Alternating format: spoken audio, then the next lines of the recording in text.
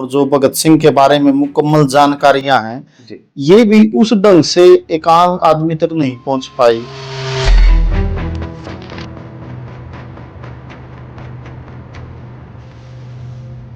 भगत सिंह जी के आदर्श कौन रहे हैं जो उनको भगत सिंह मानते हैं? जो अपना आदर्श मानते थे वो करतार सिंह सरापा को मानते थे।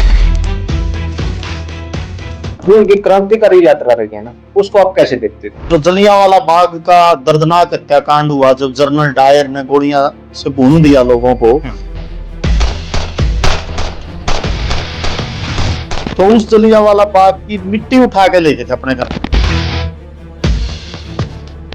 उन्होंने ये कहा कि हम ये नहीं कहते कि कोई पिस्तौल लेकर सड़कों पर निकल, वो ये कहते कि वो किसानों में जावा, किसान सभाएं बनावा। ये दिल्ली में जो पार्लियामेंट था ना पुरानी, ये रकाबगंज गुरुद्वारे के बिल्कुल पास है। अच्छा। तो रकाबगंज गुरुद्वारे के परिसर की दीवारें तोड़ के अंग्रेजों ने संसद बनाने की कोशिश करी। बच्चा हिम्मत करके विधायक या किसी पूछना चाहा ना, जो उसके पिट्ठू रहते हैं ना 4-5, वो तो बहुत ले उसी टाइम बोलने नहीं दिया जाता। इसको मैं थोड़ा यूं कहूंगा ना, सत्ता हमेशा सवालों से घबराती है। जो अंतरराष्ट्रीय हवाई अड्डा मोहाली का, ये शहीद भगत सिंह के प्रणामकरण करने की परियोजना थी। तो इस समय सरकार बदल गई, हरियाणा में भाजपा की सरकार आई, श्री मनोहर लाल खट्टर मुख्यमंत्री बने। इनके कैबिनेट ने वो प्रस्ताव रद्द किया कि ये भगत सिंह का नाम नहीं होना चाहिए, ये डॉक्टर मंगल सेन का नाम होना चाहिए, जो बीजेपी के उप मुख्यमंत्री थे। और दुखद बात यह है कि हरियाणा की जो माटी से कुछ जुड़े लोग थे, वो भगत सिंह के साथ गद्दार भी रहे।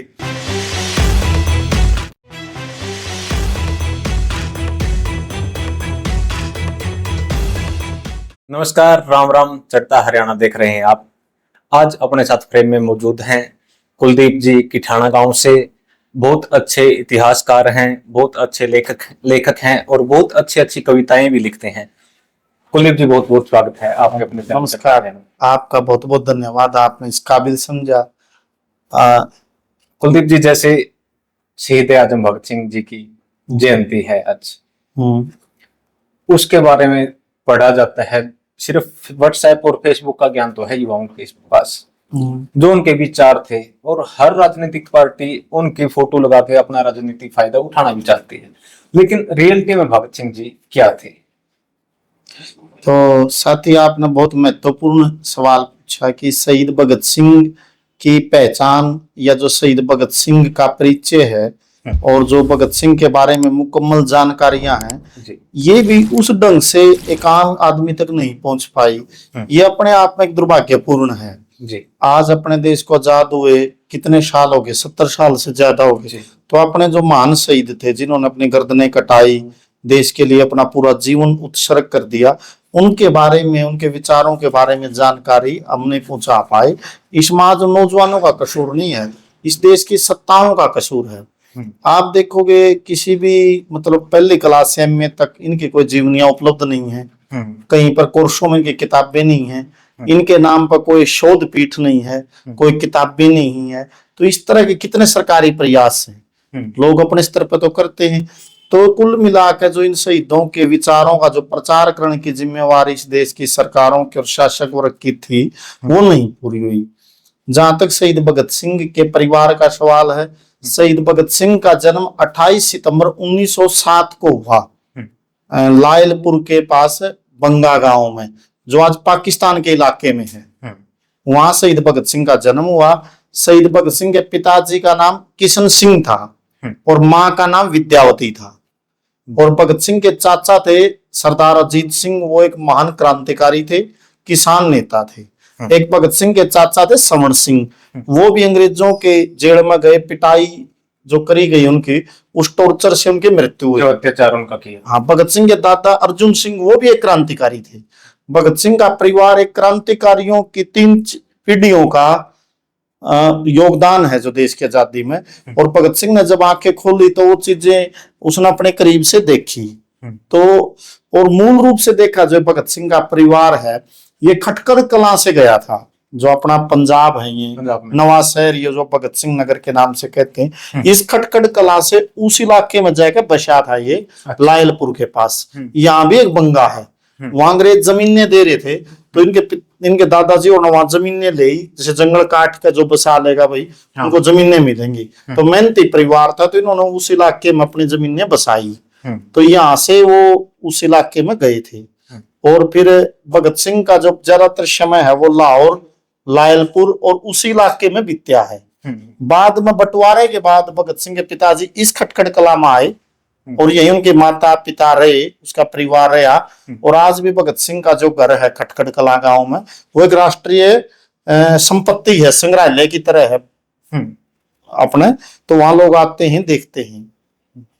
भगत सिंह जी के आदर्श कौन रहे हैं जो उनको भगत सिंह बनाते हैं? आपने बहुत महत्वपूर्ण सवाल पूछा। शहीद भगत सिंह जो अपना आदर्श मानते थे, वो करतार सिंह सराभा को मानते थे। करतार सिंह सराभा एक 19.5 साल की उम्र में गदर पार्टी के जो नायक थे, और वो फांसी चढ़े थे 1915 को। 16 नवंबर 1915 को करतार सिंह सराभा को फांसी दी गई थी। वो अमेरिका में गए, वहां जहाज चलाना सीखा, बर्कले विश्वविद्यालय में दाखिला लिया। वहां बाबा सोन सिंह बकना, लाला हरदयाल में इन्होंने गदर पार्टी की स्थापना की। सैन फ्रांसिस्को में उसका कार्यालय था। वो जहाज भर के ले आए, एक 8,000 मतलब जो उस टाइम पर लोग आए विदेशों में, जो कनाडा और अमेरिका में बसे हुए थे मुल्क की आजादी के लिए। एक लेखनी भी लिखी थी कि भाई देश में चलो, देश मांगता है कुर्बानियां। हाँ, और वो अखबार निकाला गदर नाम से। तो फिर वो अपने देश में आए और यहाँ उनकी गिरफ्तारियां हुई, तो उसमें करतार सिंह सराभा को फांसी दी गई थी। तो भगत सिंह जो अपना बटुआ है या पर्स है, उसमें करतार सिंह सराभा की फोटो रखते थे। अच्छा। उन्होंने करतार सिंह सराभा से प्रेरणा ली, वो भगत सिंह के आदर्श थे। जैसे भगत सिंह जी का जो जीवन है ना, वो क्रांतिकारी यात्रा रही। वो मतलब कि एक कोई भी कह देता है कि भाई फलाना भगत सिंह, लेकिन जो भगत सिंह जी थे ना, वो भगत सिंह बनना इतना आसान नहीं है किसी के लिए भी।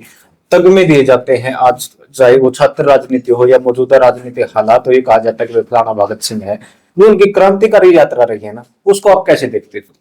भगत सिंह का जो बाल्यकाल भी आप देखोगे ना, जो बीत्या, भगत सिंह जो जलियांवाला बाग का दर्दनाक हत्याकांड हुआ, जब जनरल डायर ने गोलियां से भून दिया लोगों को, तो उस जलियांवाला बाग की मिट्टी उठा के ले गए थे अपने घर में शीशी में। देखो ये मतलब लाहौर से अमृतसर कम से कम 15-20 किलोमीटर या उससे ज्यादा का, कोई कितने साल के बच्चे थे वो, मतलब 1907 में जन्म, 1913 में दुखद घटना हुई। तो 6 साल की उम्र में एक बच्चा मिट्टी लेके जाता और ये कहते हैं मेरे शहीदों की मिट्टी है। तो उसका एक जो मानसिक वातावरण का जो बुनावट था, वो ये दिखाता उसकी गंभीरता कितनी थी उस देश के लिए। दूसरी बात, जो भगत सिंह को महान बनाने में उसका जो रोल है, भगत सिंह के परिवार का, भगत सिंह के ऊपर उसके चाचा अजीत सिंह का बहुत प्रभाव था। अच्छा। 1907 में पंजाब में एक बहुत बड़ा किसान आंदोलन चला था, जिसका नारा था पगड़ी संभाल चट्टा। तो उस इलाके में मतलब अंग्रेजों ने बहुत ज्यादा किसानों के ऊपर टैक्स थोप दिए थे। 1907 में जमीनों के टैक्स बढ़ा दिए थे, और इवन जो किसान के खेत में पेड़ भी खड़ा है, वो किसान की मिल्कियत नहीं होगी। तो उसके खिलाफ एक बहुत बड़ा किसान आंदोलन था, जिसका नेता लाला लाजपत राय और सरदार अजीत सिंह थे। तो उनको, अजीत सिंह को बाद में काले मतलब देश निकाले की सजा मिली, और वो देश छोड़ के चले गए, अंग्रेज गिरफ्तार नहीं कर लिया, और वो विदेशों में आजादी के लिए भटकते रहे। 40 साल तक वो विदेशों में काम करते रहे। तो उसका एक असर था भगत सिंह के ऊपर। और भगत सिंह के पिताजी के गदर पार्टी के क्रांतिकारियों से भी संबंध थे। जैसे सूफी अम्बा प्रसाद थे, बहुत बड़े क्रांतिकारी थे। ईरान में उनकी शहादतें, मृत्यु हुई, तो उनका घर माना जाना था। और भगत सिंह के घर में किताबें थी जिन्होंने भगत सिंह को महान बनाया। तो भगत सिंह ने जो गहराई से पूरे आजादी के आंदोलन को, भारतीय इतिहास को, अंग्रेजों की नीतियों को पढ़ा, भगत सिंह को महान बनाने में भगत सिंह के अध्ययन की प्रवृत्ति, चिंतन और सोच है। यह भगत सिंह का सबसे बड़ा गहरा असर है। आप देखिए, भगत सिंह को तकरीबन 700 से ज्यादा दिन तक अंग्रेजों ने जेल में रखा, तो उन्होंने 200 से ज्यादा किताबें पढ़ी। भगत सिंह की एक महत्वपूर्ण कृति है भगत सिंह की जेल डायरी, वो 204 पेज की है। आप उसमें देखोगे कोटेशन है, लुई टोल्स्टॉय की कोटेशन है, चार्ल्स डिकेंस की है, उसमें कार्ल मार्क्स की है, लेनिन की है, उस दुनिया के जो और महान विचारक क्या हो रहे हैं, जैसे पीएचडी की थीसिस नहीं लिखता है, उन सब की कोटेशन है। तो भगत सिंह ने धर्म को बहुत गहराई से पढ़ा, राजनीति को पढ़ा। और ये बताते हैं जो भगत सिंह के साथी थे, शिव वर्मा, पंडित किशोरी लाल, ये बाद तक जिए, कि भगत सिंह की जेब में हमेशा कोई ना कोई किताब रहती थी। अच्छा। तो वो भगत सिंह उन किताबों में गहराई तक डूबे रहते थे, तो उनका बड़ा प्रभाव, उस अध्ययन ने भगत सिंह को मान बढ़ाया। जैसे आपने बताया कि वो किताबें बहुत ज्यादा पढ़ते थे, उनके पसंदीदा लेखक भी तो रहे होंगे कोई? हाँ, इनको भगत सिंह, उनको पढ़ के इतने महान बने। भगत सिंह के जो सबसे महत्वपूर्ण पसंदीदा लेखक थे उनमें जैक लंदन थे। जैक लंदन की किताबें उन्होंने बहुत पढ़ी। उन्होंने कार्ल मार्क्स का लिटरेचर पढ़ा, क्लास स्ट्रगल, लेनिन की जीवनी पढ़ी। उन्होंने इसके अलावा भी आप देखोगे डिकेंस है, उनकी किताबें पढ़ी। और भगत सिंह ने इसके साथ साथ जो आयरलैंड के क्रांतिकारी थे उनका जीवन पढ़ा, टोल्स्टॉय से पढ़ा। उस टाइम की जो भी बेहतरीन किताबें थी, एक द्वारकादास लाइब्रेरी थी लाहौर में, उसमें राजा राम थे एक व्यक्ति, लाइब्रेरियन थे, भगत सिंह के मित्र भी थे, वो भी एक क्रांतिकारी थे। वो उसमें बताते थे भगत सिंह वहां बैठ जाता था और वो इतनी डिमांडें करता था, भाई ये किताबें मुझे उपलब्ध कराओ। अच्छा। तो वो सारी किताबें पढ़ते थे उस द्वारकादास लाइब्रेरी में, उसका एक बड़ा रोल। और जेल के दौरान भी जो भगत सिंह के एडवोकेट थे उनसे वो किताबें मंगाते थे, भाई ये किताबें हमें उपलब्ध कराओ। इसके साथ साथ भी देखोगे ना, भगत सिंह का जो कॉलेज का जो वातावरण है ना, उसका भी बड़ा योगदान है। अब भगत सिंह के गुरु देखो कौन है, भाई परमानंद है, जो अंग्रेजों के काले पानी की सजा काट का है, उन्होंने भगत सिंह को पढ़ाया। छबील दास हैं जो खुद एक क्रांतिकारी थे। आचार्य जुगल किशोर आजाद हैं, ये भगत सिंह के अध्यापक थे, जो खुद अंग्रेजों के से लड़ते हुए जेलों की मतलब यात्राएं करके बच्चों को पढ़ा रहे थे। और एक राष्ट्रवादी वातावरण था लाहौर नेशनल कॉलेज का, जिसमें भगत सिंह पढ़े। वहां भगत सिंह को सुखदेव मिले, यशपाल मिले, दूसरे क्रांतिकारी हुए। और भगत सिंह ने उससे पहले का जो क्रांतिकारी आंदोलन था उसका भी अध्ययन किया, जो HRA है, हिंदुस्तान रिपब्लिकन एसोसिएशन है, उसको जो सचिंद्रनाथ सान्याल ने बनाई थी। पंडित राम प्रसाद बिस्मिल उसके बड़े नेता थे। अच्छा। आप देखियो कितना बड़ा आजादी का आंदोलन, पंडित राम प्रसाद बिस्मिल और अशफाक उल्लाह खां, ये अंग्रेजों के खिलाफ लड़ते हुए फांसी चढ़े एक साथ। मतलब हिंदू मुस्लिम एकता के लिए जो संदेश दिए जा रहे थे।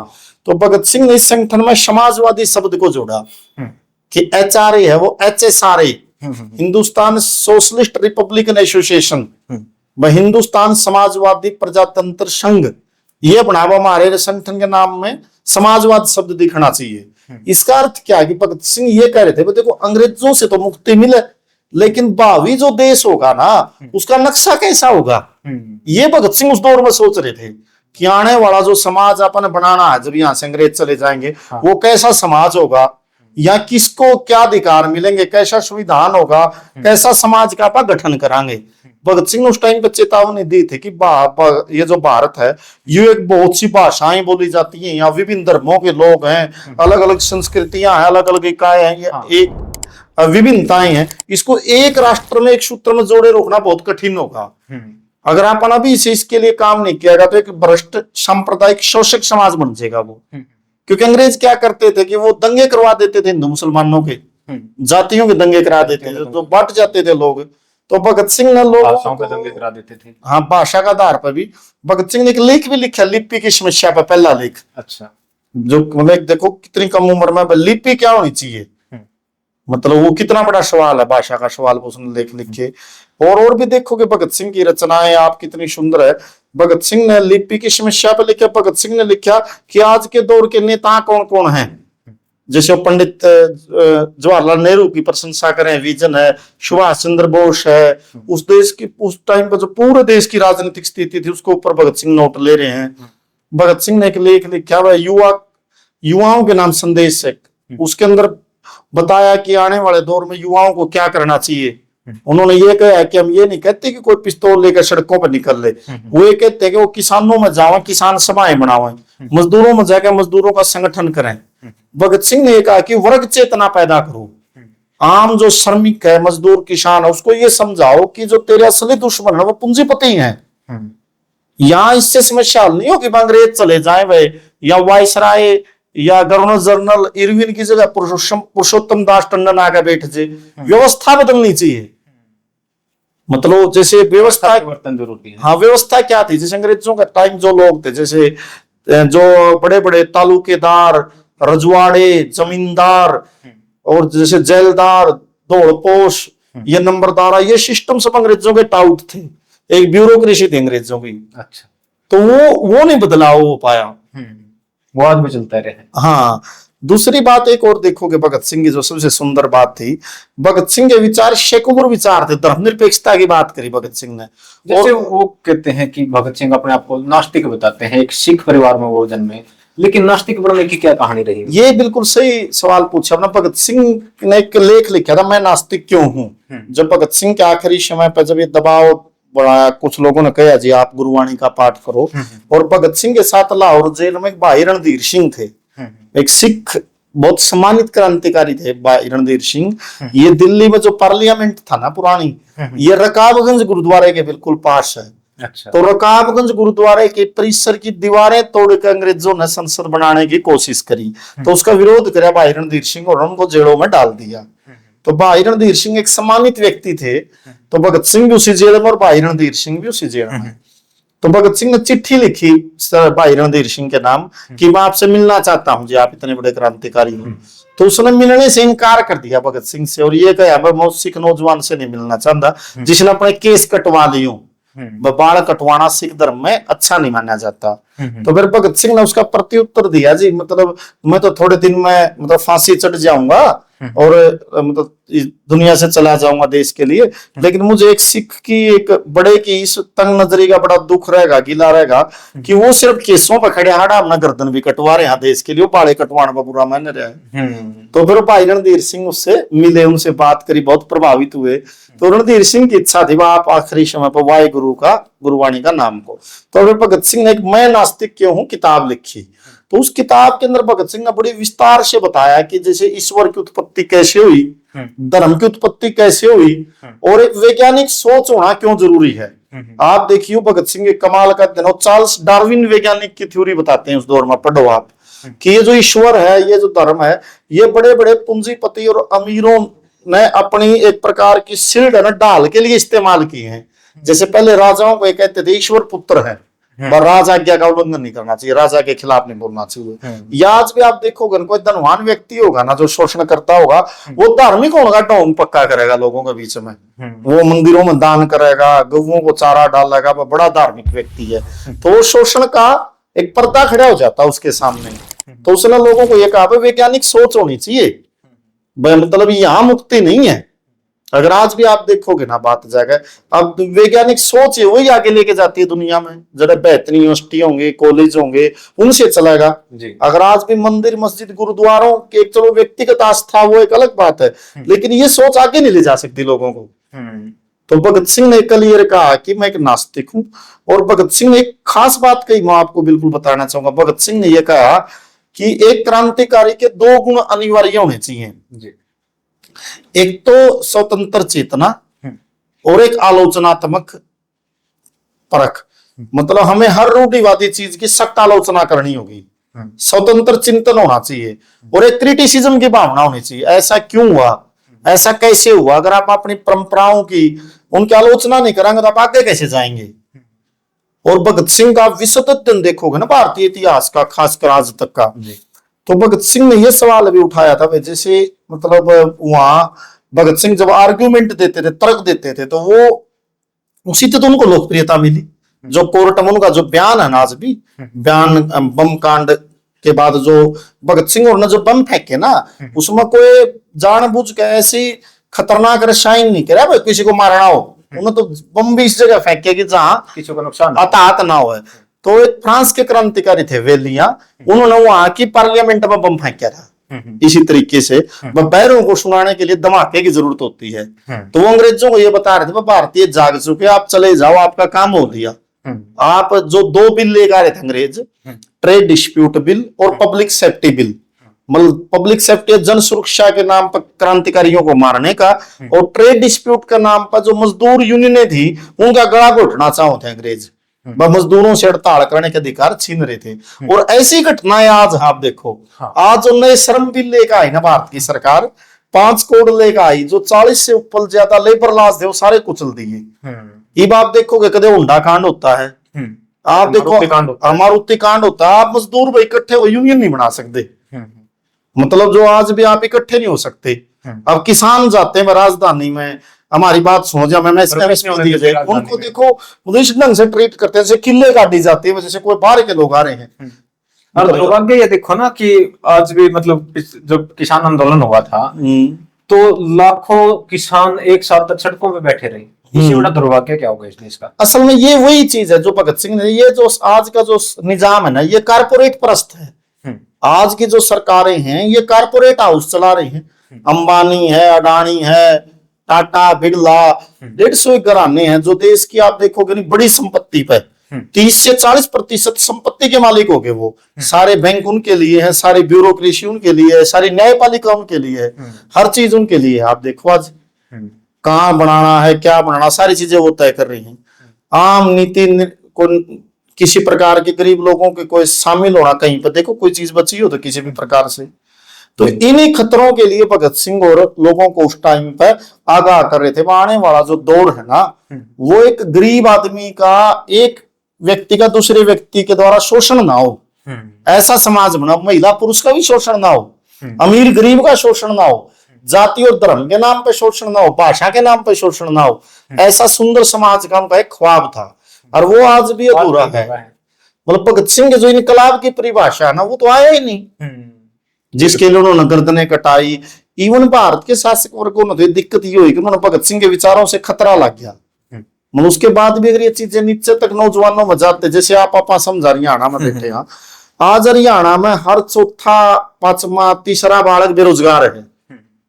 मतलब बेरोजगार है, जिसके वो बीए कर रहा है, एमए कर रहा है, लेकिन उसके लिए रोजगार नहीं है। पीएचडी तक करे, पीएचडी तक मतलब पीएन की नौकरियों के लिए जूझ रहे हैं। हाँ। इसके बावजूद भी देखोगे ना, बेरोजगारी मुद्दा नहीं है कहीं पर। हाँ।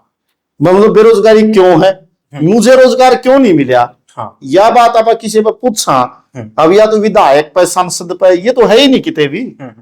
ये क्या बताओगे भाई, कावड़ लेने ला दो, तो सैकड़ों हजारों का, फिर कॉमेडी पे चले जाओ। हाँ, एक बात और मैं इसमें ऐड करना चाहूंगा। हाँ। अगर कोई बच्चा हिम्मत करके विधायक या एमपी से पूछना चाहे ना, जो उसके पिट्ठू रहते हैं ना 4-5, वो तो बहुत ले उसी टाइम बोलने नहीं दिया जाता। हाँ, अगर कोई हिम्मत करके किसी नेता से सवाल जवाब कराना है, मुख्यमंत्री से भी कराए, तो उसी टाइम उसको पहुंचा जाता है। इसको मैं थोड़ा यूं कहूंगा ना, सत्ता हमेशा सवालों से घबराती है।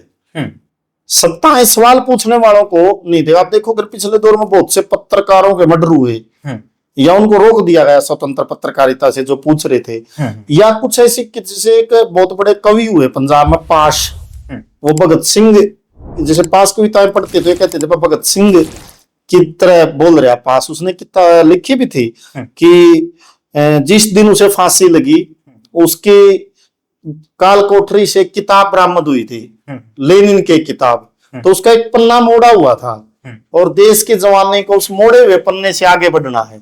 ये युग कवि पाश ने कही थी। और उनको भी भगत सिंह की शहादत के दिन ही 23 मार्च को ही ट्यूबवेल पर बैठे हुए खेत में खालिस्तानी आतंकवादियों ने गोली मारी थी, क्योंकि वो मतलब खालिस्तान के खिलाफ लड़ रहे थे पंजाब में। भाई जो कट्टरवाद की विचारधारा है धर्म की, ये गलत है। तो जो मैं अपने कहने की बात को, उस पास के +1 में आपने कविता होया करती, सबसे खतरनाक होता है सपनों का मर जाना, वो हटा दी सिलेबस से। अब चुन चुन के वो चीजें बाहर की जा रही हैं और लोगों के दिमाग में बिठाया जा रहा है छवि, आप हिंदू हो और आप और भी अच्छे हिंदू तब होगे जब आप थोड़ी चोटी रखोगे, टिक्का लाओगे, और जब आप पक्का जब आप मुसलमाना ना गालियां दोगे, फिर आप फलानी जाति के हो। ये जो पहचान बनाई जा रही है ना लगातार, मतलब आज आप देखो भारत का मतलब लद्दाख जल रहा है, मणिपुर जल रहा है, और अपने देश के हुक्मरानों पर टाइम में नहीं पूरी दुनिया का चक्कर काटने लग रहे हैं। अब जो स्थितियां जो ये पैदा हो रही है ना, एक प्रकार की अफरा तफरी, अपराध, मतलब एक अराजकता की तरफ है। अगर मैं देखो तो पंजाब डूब चुका था, हाँ, निकाले पंजाब की ज्वाला। और बताऊंगा मैं, आप देखो आपने गांवों में लाइब्रेरिया नहीं बनाई सरकारी, शराब के ठेके बना दिए नीचे नीचे तक। ये जो समय के गांव गांव में पहुंचाई गई, ये कौन लेके आया? अब अडानी जी के एयरपोर्ट पर कितने किलो समय मिलती है, मतलब कितने क्विंटल, उसका तो कोई जिक्र ही नहीं, FIR नहीं, कोई मतलब नहीं। गामा में नशे पहुंचा दिए, नौजवानों को नशेड़ी बना दिया। आज भी गामा में खेल स्टेडियम नहीं बनाया आपने, गांव में सरकारी कोच नहीं है, और फिर नहीं होंगे जो आप देश के लिए मेडल ले आओ, और जो भी मेडल ले आओ है वो अपने एफर्ट से ले आओ, कोई सरकार का बड़ा योगदान नहीं है उनमें। फिर उन्हें कहेंगे इसको 5 करोड़ देंगे जी। पहला उस गांव में 5 करोड़ रुपये लाए देनी तो 5-10 मेडल उन्हीं है जी। बिल्कुल। और फिर उन खिलाड़ियों का जो मान सम्मान हुआ वो आपने देखा पीछे विनेश फोगाट, साक्षी मलिक और के साथ, या और जो दूसरे इनके साथ जो इनका है, मतलब जो जिन मुद्दों पे पहली बार देश में चुनाव लड़ा गया ना जी, रोजगार, शिक्षा, चिकित्सा, बिजली, वो आज भी अधूरे हैं। ना ही विकास है, गांव में आज भी नहीं चढ़े पाते हैं। चलो अपन मुद्दा से भटकते नहीं, बात हाँ भगत सिंह से जुड़ी बातचीत सी करेंगे। जो भगत सिंह जी थे ना, उनकी आजादी दिलाने में मौलिक अधिकार क्या रहे भगत सिंह जी की? जो मौलिक योगदान है भगत सिंह का, सबसे बड़ी बात यह है कि शहीद भगत सिंह का जो सबसे बड़ा योगदान 1931 को शहीद भगत सिंह का जो वर्ष है उसमें वो शहीद हुए। और 1931 में भगत सिंह और का जो केस लाहौर षड्यंत्र केस, उसके साथ एक मेरिट षड्यंत्र केस भी चल रहा था। भगत सिंह ने आजादी की तस्वीर में रंग भरा, या आजादी की परिभाषा को मुकम्मल किया। भाई आजादी कैसी होगी? जो आजादी के लिए तो पूरा देश लड़ रहा है, तो उसमें उस आजादी की शकल क्या होगी, उसमें आम आदमी को क्या क्या मिलेगा, ये भगत सिंह ने तय कराया। तो भगत सिंह ने स्पष्ट कहा किसानों को जमीन मिलनी चाहिए, लैंड टू द टिलर, मतलब जमीन जोतने वाले की होनी चाहिए, जो जमीन मार चला होगा। जो अपने बूढ़े ने नहीं कहा जमीन का हवा नहीं पाट्या करता, मतलब इतना भयानक शोषण था अपने गांव में, मतलब यह हालात थी। जो निचोड़ नहीं रखा था किसान की खुशहाली होनी चाहिए। आजादी किसी किसान पे पूछेगा तो क्या बताओगा वो उसके बीज सस्ते हो, फसल टाइम पे बिके, MSP मिले, नौजवान को रोजगार मिले, मजदूर को उसकी मजदूरी मिले, तो उसकी आजादी की तस्वीर ये बताएगी जिसमें मजदूर और किसान खुशहाल हो, महिला का शोषण ना हो। ये रंग भरा। सबसे बड़ी बात तो ये थी भगत सिंह के विचारों की खूबसूरती आजादी के आंदोलन में। दूसरी, भगत सिंह ने जो सबसे बड़ा योगदान दिया, उसने ये योगदान दिया खासकर कि वह भगत ये जो आजादी के आंदोलन के दौरान उसने ये तय किया कि जो विचारधारा है ना उसको वो केंद्र के बिंदु में लेके आए। आप देखोगे भगत सिंह ने कभी मतलब किसी भी ये नारा नहीं लगा आजादी के आंदोलन में हम हिंदू हैं, हम सिख हैं। भगत सिंह ने कभी नहीं कहा हम कोई मुसलमान है, ईसाई है। इन सब से ऊपर उठाया आजादी के आंदोलन को। वह सबसे पहले हमें देश की जो धर्म है वो व्यक्तिगत मसला होगा, पर्सनल लाइफ में करूं, राजनीति और धर्म का लगाव होगा।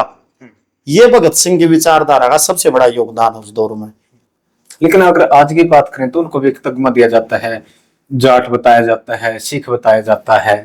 अगर वो होते तो क्या सोचते हैं? ये तो बड़ा दुर्भाग्य है। ये तो असल भगत सिंह की वैचारिक हत्या का प्रयास है। जैसे आप उसको सिख घोषित कर दोगे, उसको जाट घोषित कर दोगे या कोई और, ये हर क्रांतिकारी के साथ किया जा रहा है। तो ये उनके विचारों को खत्म करने की कोशिश है। वो उसके एक लेवल ला दो, उसकी जाति का धर्म करो, वहीं तक सिकोड़ दो।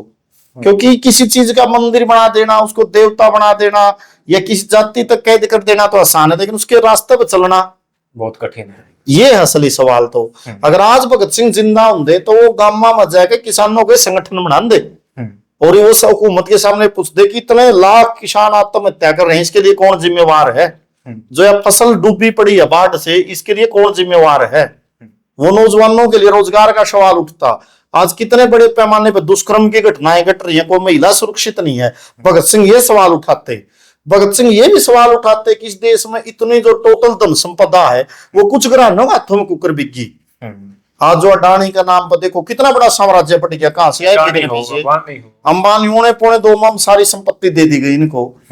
असल में जो ये अब के जो सत्तासीन है ना, इनका कोई शहीदों की विचारधारा से लेना देना नहीं है। ये तो मतलब क्या है कि मैनेजमेंट कमेटी है पूंजीपतियों की। अब ये चैनल इनके, मीडिया इनकी, पैसा इनका, तो इन्होंने एक प्रकार की डेमोक्रेसी को भी हाईजैक कर रखा है। आपने नहीं देख रहे जैसे भारत में घोषित आपातकाल है, इमरजेंसी हो रही है। अब जैसे न्यायपालिका भी फैसले दे रहे, वहां अपने बेले जितनी भी अडानी के खिलाफ पोस्ट वो डिलीट करनी पड़ेंगी।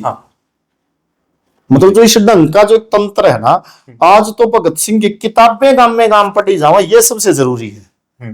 भगत सिंह की डॉक्यूमेंट्री फिल्में देखी जाओ और 5, 10, 20 नौजवान बैठ कर भगत सिंह के विचारों को समझें, ये सबसे जरूरी काम है।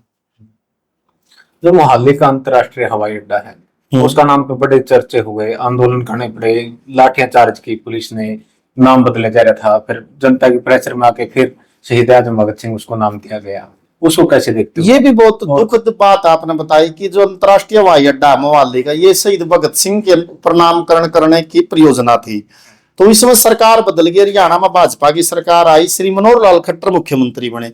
इनके कैबिनेट ने वो प्रस्ताव रद्द किया कि ये भगत सिंह का नाम नहीं होना चाहिए, ये डॉक्टर मंगल सेन का नाम होना चाहिए, जो बीजेपी के उप मुख्यमंत्री थे, एक आरएसएस के व्यक्ति थे वो, और भगत सिंह का तो खारिज करो और इसका नाम रखो। उसके खिलाफ हरियाणा के सैकड़ों विद्यार्थी नौजवानों ने, हजारों ने चंडीगढ़ में प्रोटेस्ट कराया, विरोध कराया, उस पर भी इन्होंने वाटर कैनन और लाठीचार्ज करवाया। और फिर पंजाब सरकार ने भी स्टैंड लिया, भगवंत मान जी ने रखना चाहिए। और फिर इन्होंने काफी समय बाद प्रेशर में आ गया, फिर वो दोबारा भगत सिंह रखा है। इससे मानसिकता तो पता चलती है, ये तो श्री मनोहर लाल खट्टर जी की गलती है। और दूसरी जो भाजपा की विचारधारा है ना, ये तो आरएसएस की विचारधारा और ये सांप्रदायिकता की विचारधारा है। ये आजादी के आंदोलन में भी आप देखोगे भगत सिंह की शहादत पर आरएसएस ने एक दिन भी विरोध नहीं किया। अगर अंग्रेजों का वो देख, भाजपा तो ये कहते नहीं कि गांधी और ने साथ नहीं दिया।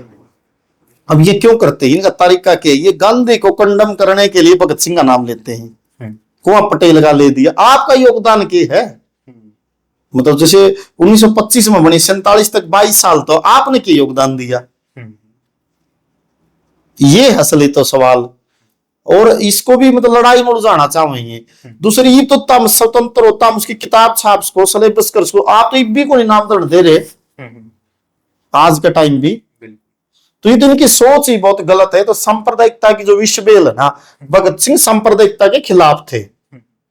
उन्होंने हर रंग की कट्टरता का विरोध किया। इवन आप देखोगे लाला लाजपत राय हिंदू महासभा के नेता थे, भगत सिंह और उसकी सांप्रदायिक नीति की आलोचना करी। वो आज भी डॉक्यूमेंटेड है वो चीजें।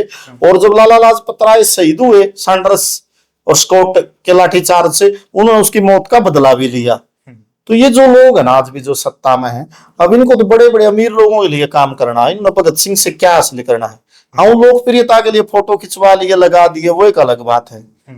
नहीं, आप ऐसा कर लो, अगर आप अच्छे लगा, नायब सैनिक मुख्यमंत्री हैं आज, वो कुरुक्षेत्र विश्वविद्यालय में भगत सिंह का नाम पर रिसर्च बेंच बनवा दो, एमडीयू में रिसर्च बेंच बनवा दो, शोध बनवा दो, आप सिलेबस में लाओ। बिल्कुल, ये है असल में इनकी जो, ये तो बहुत अच्छी मानसिकता है जो इन्होंने किया। और हरियाणा के विद्यार्थियों को सैल्यूट है, उसमें बल्कि एसएफआई के, डीएफआई के नेता थे, उनका सिर में चोटें भी लगी उड़े।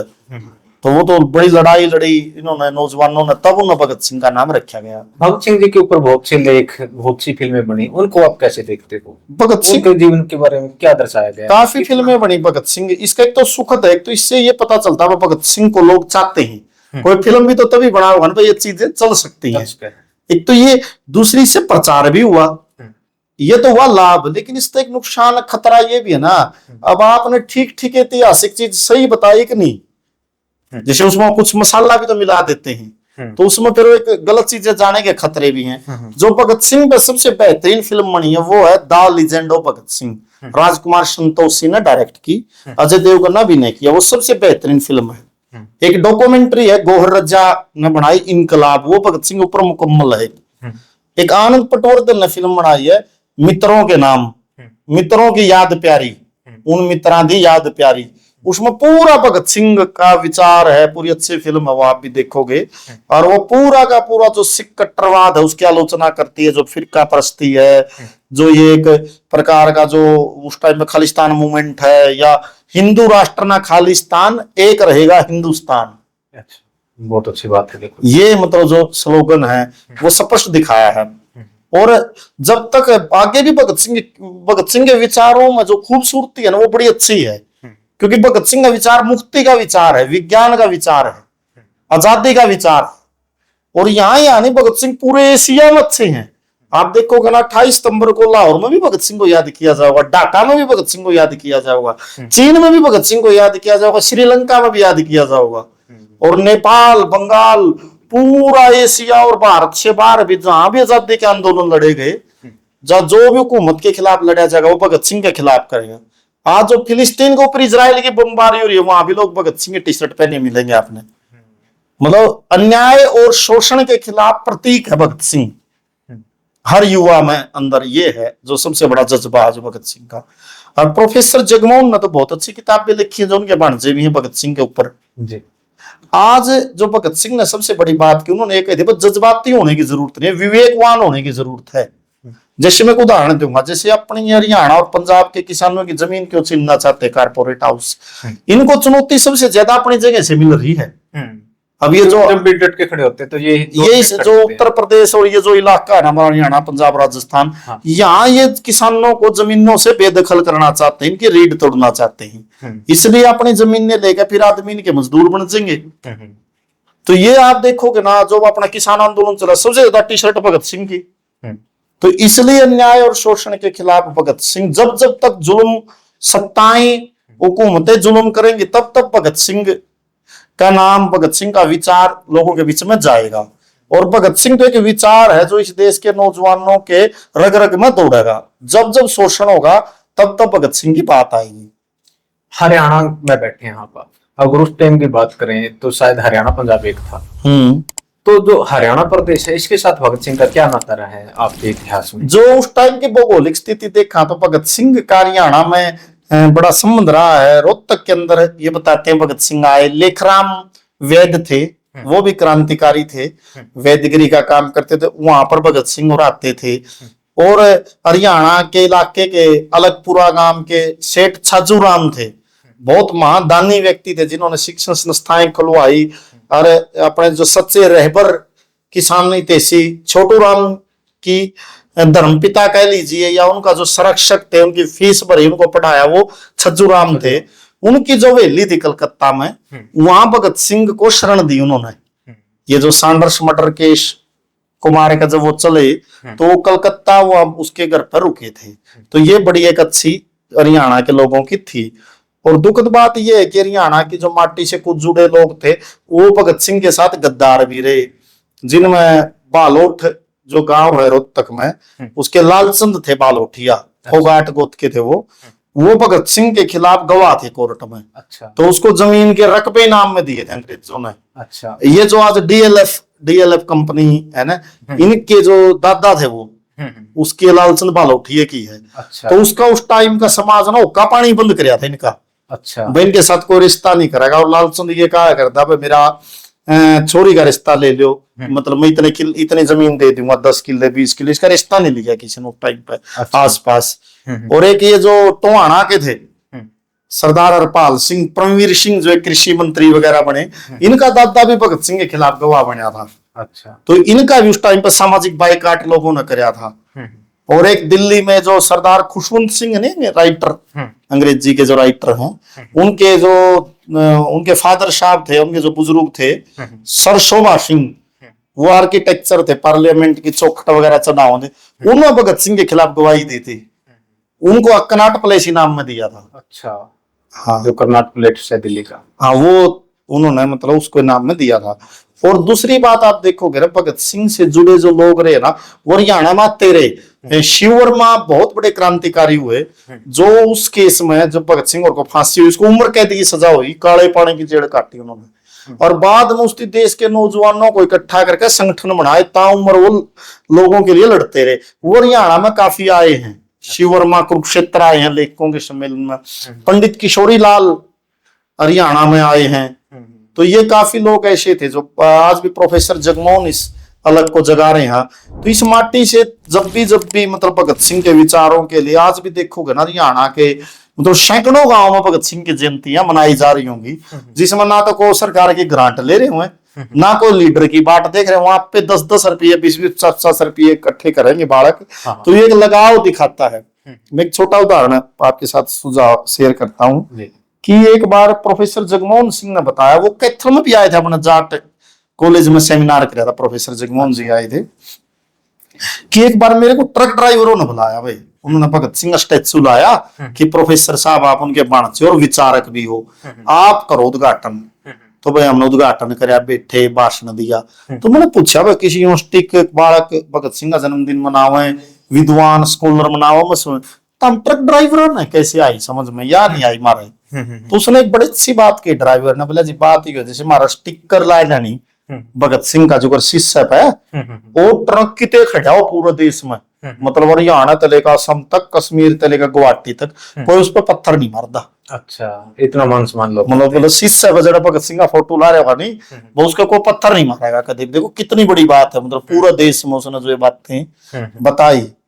और आज भी लाइब्रेरी है, देखो आप, देखो नरवाना एक अपना कस्बा है, वहां सिल्वर जुबली 25 साल से भगत सिंह का नाम पे सेमिनार हो रहा है। अच्छा। शहीद भगत सिंह अध्ययन के अंदर, हम्म, और वो बगैर किसी सरकारी सहायता के वो एक लाइब्रेरी चल रही है वहां, शहीद भगत सिंह पुस्तकालय LIC के पास में। और हर बार एक वक्ता बुलाते हैं, वहां बच्चे भी पढ़ते और लगातार वो कार्यक्रम होता है। जैसे भगत सिंह जी बच्चे थे और आजादी के आंदोलन में कूद पड़े, परिवार का क्या रिएक्शन रहा होगा, उनकी माता जी का, उनके पिता? उसमें देखो ऐसा है, वो भगत सिंह का जो परिवार बड़े महान लोग थे वो, जिन्होंने बड़े मतलब जुल्म अंग्रेजों के देखे। इनके दादा और को भी अंग्रेजों ने जमीन ऑफर करी तो इन्होंने ले ही नहीं, और फिर आधी जमीन तो इनकी छीन भी ली थी।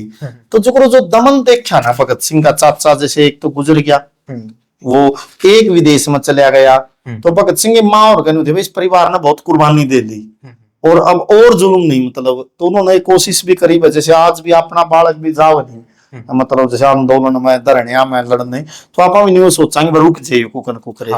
तो उस निश्चित तौर पर उस परिवार की भी कोशिश थी। आप देखोगे सुखदेव और के साथ उसके पिताजी और ने कही भाई मतलब इस लड़के को नहीं करना, तो उन्होंने फिर उसको शादी करने की भी कोशिश करी।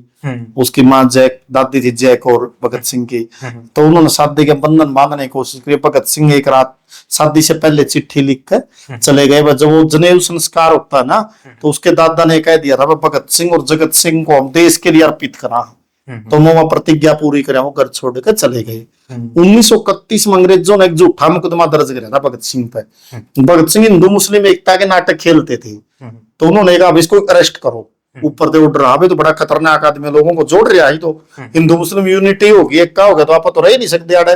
तो उसको एक झूठा अंग्रेजा ने बम फेंकवाया, दशहरा बम कांड दशहरा में, और वो भगत सिंह बुलाया दिया केस, उसको पकड़ लिया। 60,000 रुपया की जमानत लाई अंग्रेजा ने उस टाइम 1931 में, मतलब जेल में चढ़ा रहेगा। उसके पिताजी गए, 2 आदमी थे, वो 30-30 हजार रुपये ले जाकर भगत सिंह की जमानत करा ले।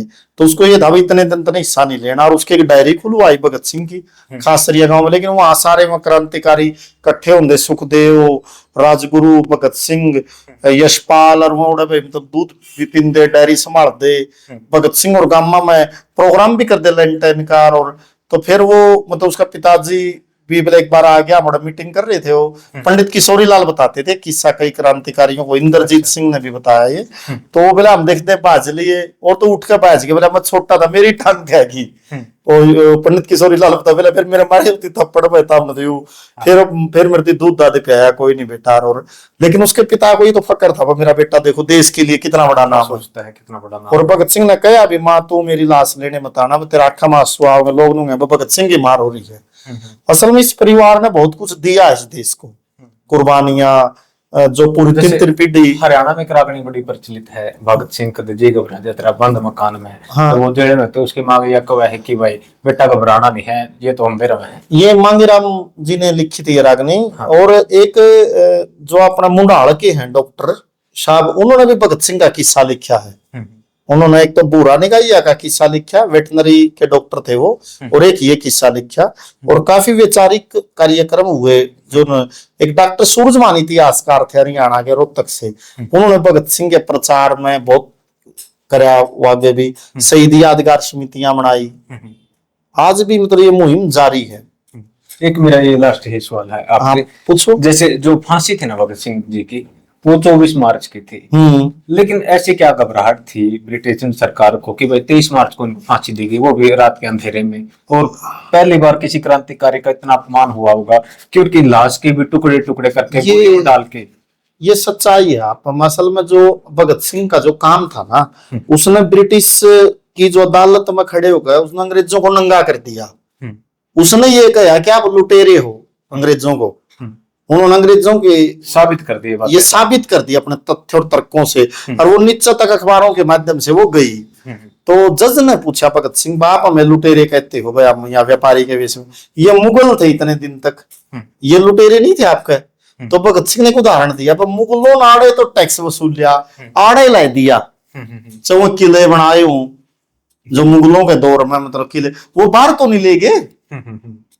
आप लोग तो सपंज की तरह हो, बस उकराड़ते तो धन सोको हो और लंदन में निचोड़ दो हो।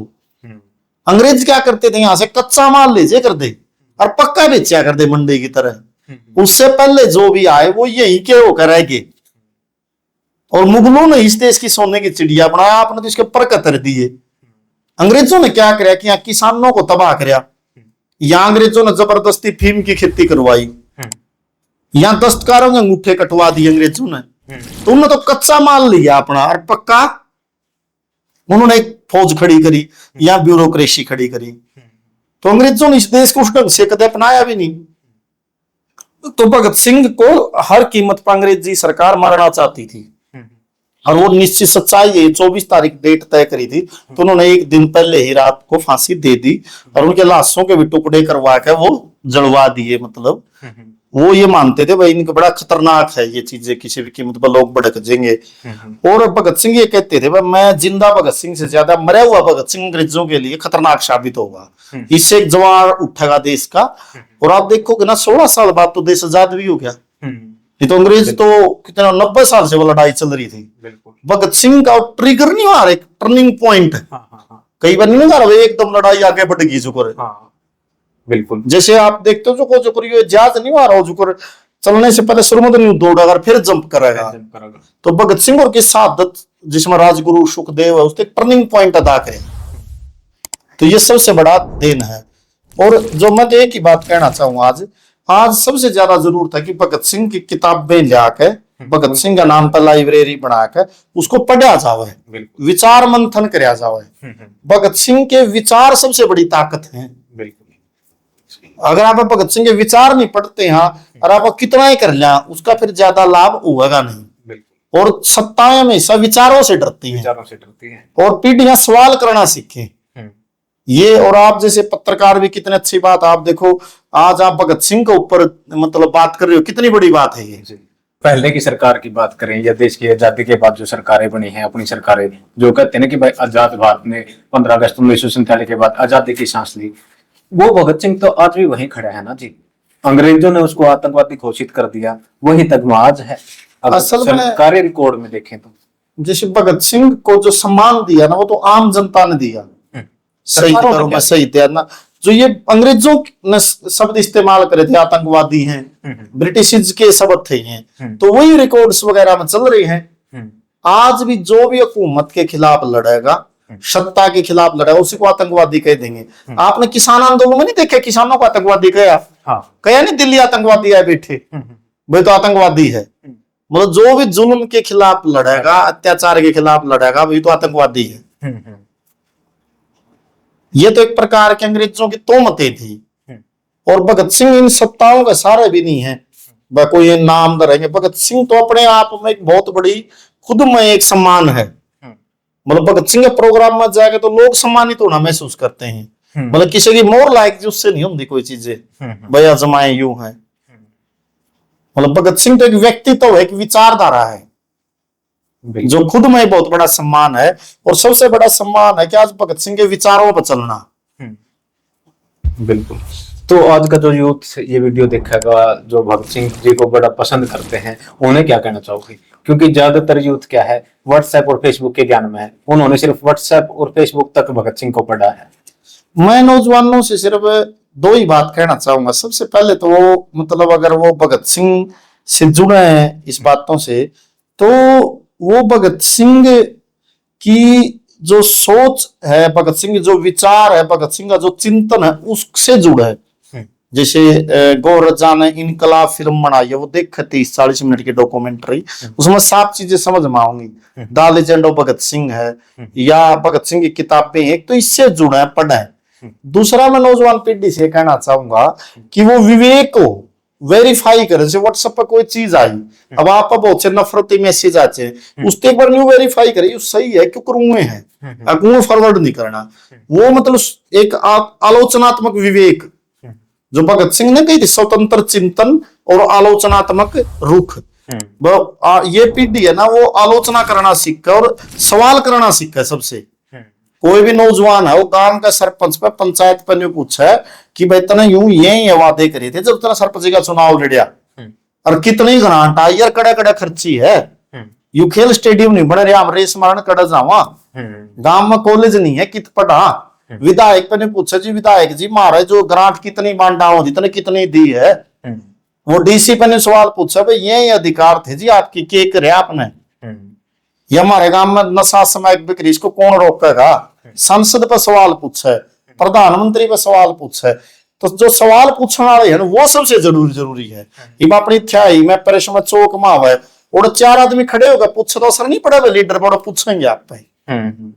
जब तक यह चेतना नहीं पैदा होती जो शाह मांगने वाली, तब तक ये चीजें नहीं जुड़ेंगी, आगे तक बढ़ेंगी। मतलब कि शाह मांगना सीखा वाली पीढ़ी मैं मेरा अधिकार कड़ा गया, मेरा खेल स्टेडियम कड़ा गया, मेरा रोजगार कड़ा गया, मेरी पढ़ाई कड़े गई। ये जो स्कूल प्राइवेट होता रहे, आप हमारा गांव का स्कूल का निजीकरण क्यों करो? हमारा गांव में अस्पताल में डॉक्टर कौन, इसका जिम्मेवार कौन है? ये जो सबसे जरूरी, ये मानता हूं मैं। तो लास्ट की एक अपील है मेरी सभी नौजवानों से, वो किसी भी जाति और धर्म की कट्टरता के बहाव में ना बहें। आपको बहुत लोग हैं वो नहीं बताना होंगे आप फलाना धर्म के, हाँ वो नफरत कराने के लिए, दंगे करवाने के लिए आपका इस्तेमाल करना होंगे, आप उसमें ना हो। आपको जाति का नाम पर लड़ाना होंगे, आपको एक स्टेट को दूसरे स्टेट के नाम पर लड़ाना होंगे। इसकी बजाय सही मुद्दों पर, शिक्षा, रोजगार, स्वास्थ्य, महंगाई, अपने अधिकार, फसल का रेट, इनके ऊपर बात करें। यही भगत सिंह की लड़ाई है, मुद्दा आधारित, वर्ग आधारित।